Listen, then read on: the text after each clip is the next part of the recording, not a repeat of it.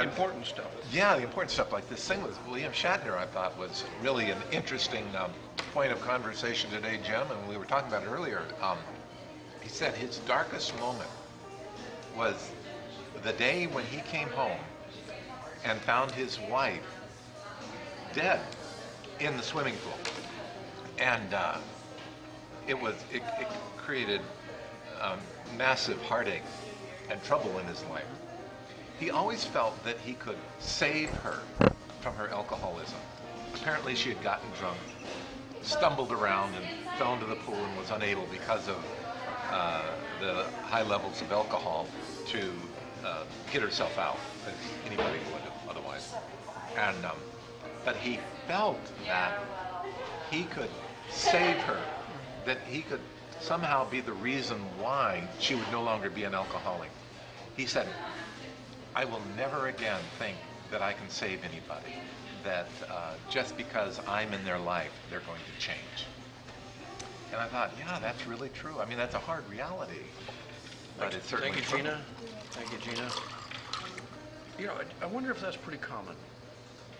The idea of not the savior complex, the expectation but thing? the expectation that if I spend enough time with this person, that change would come about. Mm-hmm. You know, how many marriages are like that? Oh yeah.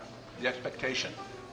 I meet with couples before they get married, and I ask them to write out all of their expectations, and sometimes they don't seem to have too many. So then I sort of prime the pump, you know, and say, well, do you expect your husband to have no girlfriends? Oh, of course. Oh, see, we didn't think to say that. Yeah. Because it's just assumed. Yeah. But assumptions. The assumptions. Yeah. And I think of how many people who have said after a marriage, well, I thought that he would come around. Oh, yeah. You know, I thought he'd go to church or quit smoking or quit swearing and, you know, if it didn't happen before you get married, it ain't gonna happen it's afterward. probably not gonna happen, yeah. Or, yeah, and you could also say the same thing with a friendship, same thing with a business partnership, any one of a number of things. Yep. In terms of it, you've got to be okay with how your partner is now. That has to be okay. Now you can say, now it'd be great if they could, you know, overcome the alcohol or not do that pathetic habit ever again. That'd be great. But I'm okay with it. I'm willing to live with it. And I think that's where you have to come to. Not that you give up hope for the other person, but so it's not the relationship. You ever buy a car or something, or you see it in the newspaper says, as is. That's pretty much what we're talking about. Yeah. I take you as you are or not. Wow. I mean, being accepted for what a not for who you are, but how you are. Wow, that's pretty powerful stuff. That's pretty unfair. Otherwise, to get into a relationship and then start pushing for something when you acted at the outset as if it was okay, but you had sort of a secret plan. Yeah. You know, I took a personality test. They have the choleric, sanguine, phlegmatic, and melancholy, I think. And by taking the test, multiple choice things, I turned out to be a sanguine person, more of a Labrador. What would you be more, you think? Oh, you know, I might actually fall in the same category. Maybe so. Yeah. Pretty easygoing. Yeah. And when they interpreted this, they said, people like you, people like me, overestimate your ability to change somebody. Wow. At first I thought, no, that's not true. And then I thought, you know, I think of different times when I've thought, a wife would say, my husband is this way, and I thought, oh, but if I could spend time with him, there's a little bit of arrogance in that. Yeah, there is arrogance in that. There is arrogance. Yeah. If I spent time with you. Yeah. Which is what William Shatner probably did. Yeah. You know, a little bit of arrogance there. So it was a big wake-up call for him. And not just the shock of losing his wife, but his certain level of helplessness. Oh, yeah. Although you can't expect it, a good friend in your life does influence. A good friend in your life can bring change.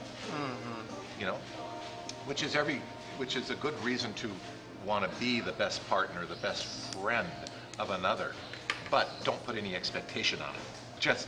Just be the great person you were called to be, right? Be faithful. Right. That's it. Right. No, yeah, you brought change Well, in my life. I can say that. I'm a different person because of spend time with you. yeah, and vice versa. Thank you. Yeah, iron sharpens iron. Yeah. Paul Harvey said something about once you get married, you should stay married at least, I think he said 25 years. At least. At least. Because he said, by then you'll realize you're probably not going to change her after all. Ah, You know wow. what I mean? Yeah. He really said that. Yeah, huh? yeah. It'll take you that long to realize you're probably not going to change her. You know, my mom was that way with my dad. You know, my dad wasn't a believer, and I think my mom thought that, I think so. I don't know for sure. That she could cause him to be a believer. Yeah, she'd love him into believing. She'd just sort of be and it took quite a while, and I guess maybe in time that he did become a believer. I'm going to see him later this month, and I'm so glad he did. But I don't think it was. Well, it didn't happen the way she would have envisioned it. Right. Yeah. And it may never have happened. Yeah. You know, I work with couples, as I mentioned, and go over the expectations thing. My little statement. I don't have many that are just put my name after. Thank you. But I like to say the best divorce is the one that happens before you get married. Wow, now what does that mean? The best divorce is the one you have before you get married. What does that mean? Well, just put the word exit next to it. Exit. Exit. Right. If So- you're gonna exit the relationship, do it before the marriage. Before the marriage. Yeah. Yeah. Yeah, that's good advice. Yeah. Yeah. So you bring up all these hypothetical things, you know. Well, what if this happened? What if that happened? What would you? And I think it's great. You know, if you have someone in your life that you feel just terrific about, but you see that this person would be a very poor marriage partner, maybe the relationship is just a terrific friend. So sometimes Okay. when you assess somebody, it's like, where am I willing to have this person in my life? Where can I be the best person for this person in my Okay. life, given who they are and who I am, given what I would like and Okay. what I know of them. So Okay. you could have a lifetime friend, but not necessarily married to. Yeah. My daughter Tiffany was in high school. There was a guy who used to always ask her out.